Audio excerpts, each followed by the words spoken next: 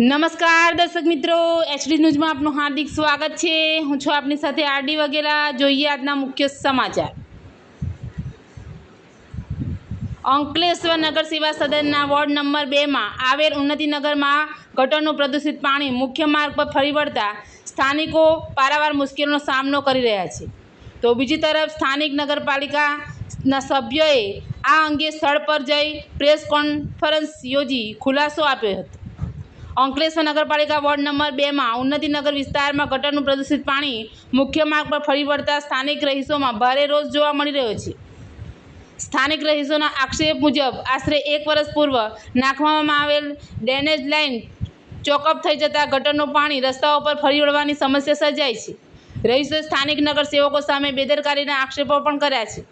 સ્થાનિકોના આક્ષેપો વચ્ચે સ્થાનિક નગરપાલિકાના સભ્ય વિનય વસાવા સ્થળ પર પહોંચ્યા હતા અને પરિસ્થિતિ અંગે પ્રેસ કોન્ફરન્સ યોજી હતી।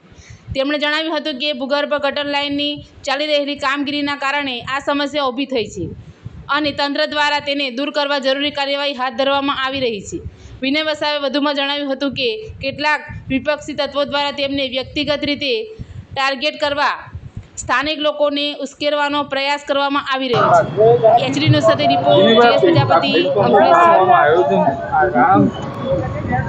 આ પ્રેસ કોન્ફરન્સ રાખવાનું કારણ અને એ પણ આવા રોડ પર રાખવાનું કારણ કે પત્રકાર અને ન્યૂઝ ચેનલના માધ્યમથી હું મારી વોર્ડની પ્રજાને અને સમગ્ર જિલ્લાની પ્રજાને હું કહેવા માંગુ અને સાચી હકીકત સ્થળ પર બતાવી શકાય એના માટે હું આજે અહીંયા રાખવામાં આવી છે।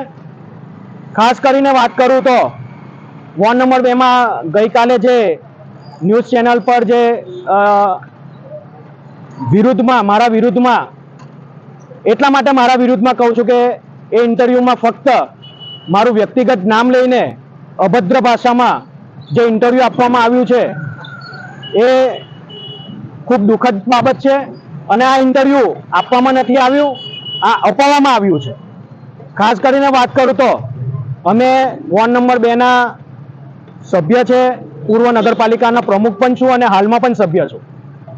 ગઈ ટર્મમાં અમે ઊભા રહેલા ત્યારે મને 700 જેટલા મતથી લીડ આપવામાં આવી હતી આ વોર્ડના પ્રજાજનોએ અને આ વખતે એ લીડમાં વધારો કરીને 850 જેટલા મતથી મને લીડ આપીને આ વિસ્તારના લોકોએ મને ચૂંટી લાવ્યા છે। મિત્રો, જ્યારે આ સમસ્યા ગઈકાલે બની ત્યારે જે લોકોએ ઇન્ટરવ્યૂ આપ્યું છે એમના ખભા પર બંદૂક મૂકીને ફોડવામાં આવી છે, એમનો ખભો ઉપયોગ કરવામાં આવ્યો છે। કારણ કે જ્યારે આ છેલ્લા 10 દિવસનો સમસ્યા નથી, આ છેલ્લા 2 મહિનાની આ સમસ્યા છે અને એ સમસ્યાનું કારણ પણ હું તમને જણાવું કે વોર્ડ નંબર 2માં તારફળિયા ઉન્નતિનગરની સામેવાળી ગલીમાં અમે 3 જગ્યાએ નવી ડ્રેનેજ લાઇન નાખી છે। આ ડ્રેનેજ લાઇન નાખવા પછી જ્યારે આ ચૌટા નાકા આપ જુઓ કે આ સ્તર મારી પાછળ જે સ્તર છે ત્યાંથી લઈને ચૌટા નાકા પમ્પિંગ સુધીની ડ્રેનેજ લાઇન 20 ફૂટ ઊંડી છે અને એ બેસી ગઈ હતી, એટલે કે આનું પાણી આગળ સુધી જતું ન હતું।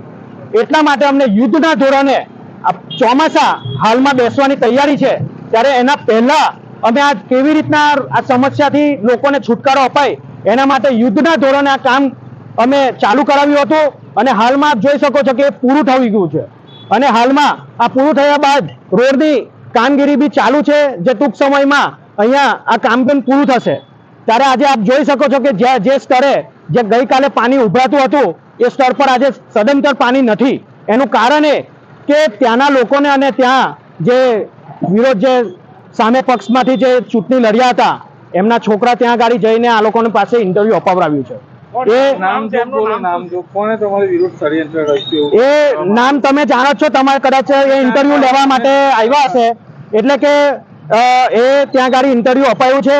જ્યારે 2 મહિનાથી તકલીફ હતી ત્યારે એમની પાસે કોઈ ગયું નથી અને જ્યારે મેઇન રોડ પર જ્યારે આ પાણી એમને ખબર છે કે આ સમસ્યા આના કારણે છે ત્યારે તેઓ અહીંયા જોયું એમને કે આ સમસ્યા પૂરી થઈ ગઈ છે, તેમ છતાં પણ તેમને આ ખોટી રીતના રાજનીતિ કરીને અને વ્યક્તિગત મારા વિરુદ્ધમાં ફક્ત વિનય વસાવા વિરુદ્ધમાં અભદ્ર ભાષામાં એમને ઇન્ટરવ્યૂ અપાયું છે।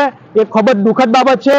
આ લોકશાહીમાં સૌને પોતાની રજૂઆત કરવા માટે પૂરેપૂરો અધિકાર છે. આપને ટાર્ગેટ કરેલા છે. હા. તો કોણ જે વ્યક્તિ છે અમને તો ખબર જ છે પણ આમ પબ્લિકને ખબર નથી તો એનું નામ બતાવો આપ.